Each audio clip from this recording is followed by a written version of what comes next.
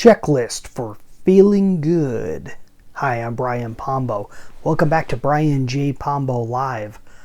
Hi, I was having a conversation with my friend Patrick earlier today, and he was discussing some of the health issues that he was having and the type of things that he's watching for it and the type of things that he's paying attention to. A lot of them were nutrition based and so forth. And then I was also having conversations with other people about similar things where people were having, I got a little this or a little that. And it was nothing that was so chronic or horrible that you would definitely recommend that they go talk to a doctor right away or anything of that sort. And the funny thing about the way the American medical system is there's very few go-betweens other than going to the doctor's office or going to a hospital. There's very few people you just call up and say, hey, I got a question about this. They exist out there. You got your naturopath and you got your all these other type of things that are out there depending on your perspective of those. And nowadays they have they're starting to have visits that you could do virtually with a nurse I saw a nurse practitioner that was doing that, or even a doctor that you can go virtually and just discuss with them what your issue is, and they can kind of help you kind of diagnose from there. But there's a whole lot that you can do on your own.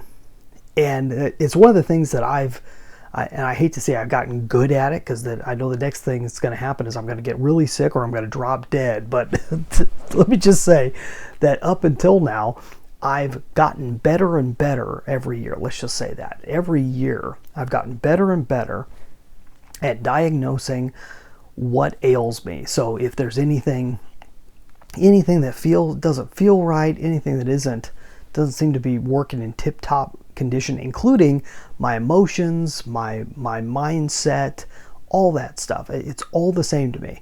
It doesn't matter whether it's physical, mental, or what have you. It's all the same in terms of I handle it the same way. So I kind of wonder about it and see what pops up. But there's also kind of a quasi checklist that I'll run through and see if there's anything that's different in any of those areas. One of the first main things I'll check is nutrition. So I'll ask myself, what have I been eating and drinking?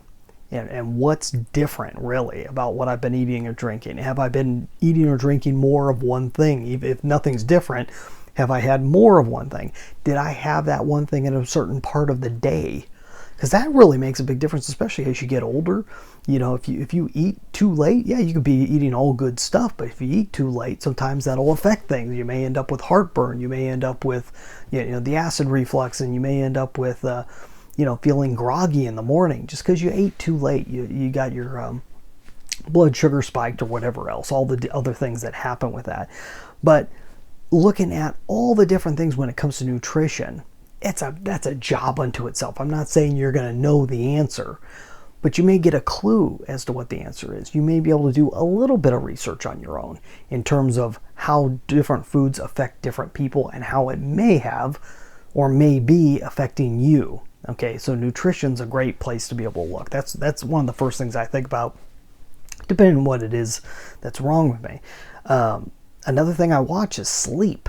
Sleep is one of those things that, like I said, as you get older, it seems to matter more.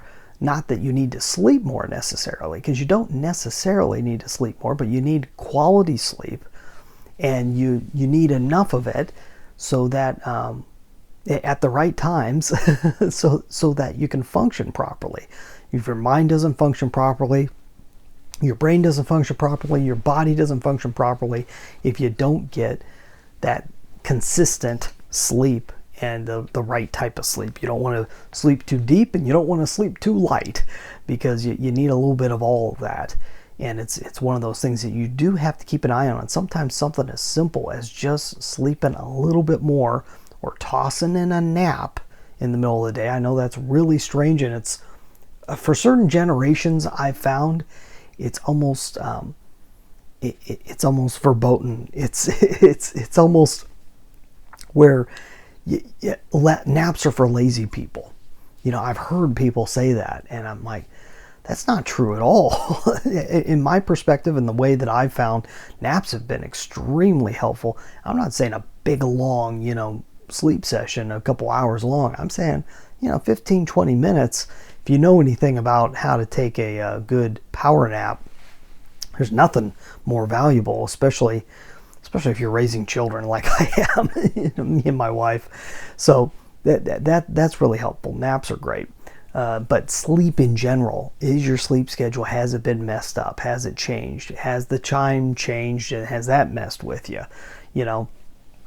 And then it comes down to, so talk nutrition, talk sleep, talk exercise. Has your exercise regimen changed at all? Have you been doing more physical labor? If not distinct exercise, but physical labor can sometimes run you down or make you feel a little bit better.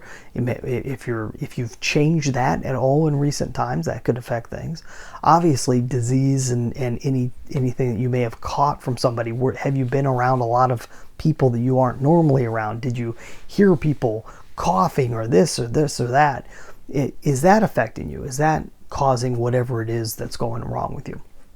That's something to keep in mind. Another thing to keep in mind, very frankly, is either do you pray on a regular basis? Do you meditate on a regular basis? Do you have some time that you're alone with yourself and have a chance to unwind and just be, and kind of let a lot of that garbage in our heads and everything settle down a bit? Do you have that? Have you been doing that? Or have you been inconsistent with it? Did you start and then stop? It's more about the long game for me in terms of all these things. It's what's changed, not necessarily what you're adding or taking away, but what has changed in the period of time leading up to you feeling a certain way, or having your body act a certain way, or your thoughts act a certain way. So those are some of the main things that I watch for. The main thing I think overall is just to keep calm, be curious, be willing to find the solution from the oddest places, because you never know when the answer is going to show up, like we've talked about before. Sometimes you just got to ask, and you wait for it to show up, whether that's your subconscious magically bringing it up, or whether it's God, or whatever your belief system is. These things work. If you're patient, answers have a way of bubbling to the surface one way or the other. So that's all I have for tonight. Hopefully that opens some ideas up for you. I know I find a lot of people that I meet, and some people who I really consider friends, don't have much critical thinking when it comes to their own health, physical, mental, spiritual, all that jazz. They just don't think critically about it. They don't question it enough. They don't think about it enough. It's very much a second thought, and it really should be one of your main thoughts, because it is the foundation of your entire life. Really, if you think about it, you can't get much else done if that stuff isn't taken care of first. So hopefully that's helpful. Go check out my book, 9 Ways to Amazon Proof Your Business. It's a business book, but it's an idea book. It's an ideas for how to get your ideas out into the public, and how to stand out, and how to be different, so that you do stand out and you have zero competition, as if you can very well take down Amazon.com. 9 Ways to Amazon Proof Your Business. You get a free copy at AmazonProofBook.com. I'll be back tomorrow. In the meantime, get out there and let the magic happen.